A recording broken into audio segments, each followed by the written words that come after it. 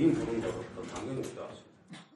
Орхон аймгийн шинжлэх ухааны технологийн парк нь 2018 онд татврын дараах авсан ашгаараа гэрээрээ бизнес эрхэлдэг аж ахуйн нэгж байгууллага болон иргэдэд хүүгийн, барьцаагүй, санхүүгийн дэмжлэг олгохоор болсон билээ. Тиймээс уг ажилд бишил бизнес эрхлэгчдийг төлхөө хамруулах зорилготойгоор шинжлэх ухааны технологийн паркаас иргэдэд мэдээлэл хүргэж төсөл бичих үн төлбөрийн сургалтанд хамруулж байна.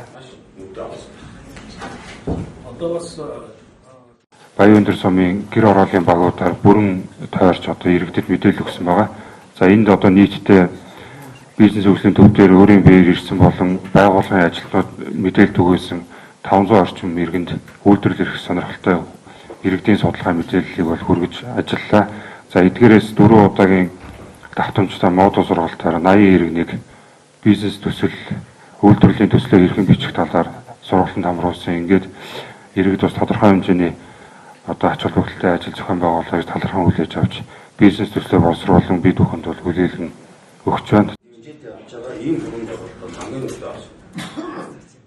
Хүүгийн, барьцаагүй, санхүүгийн дэмжлэгэд хамрагдах хүсэлтэй иргэдийн төслийг энэ 7 хоногт хүлээн авч дуусгах юм а.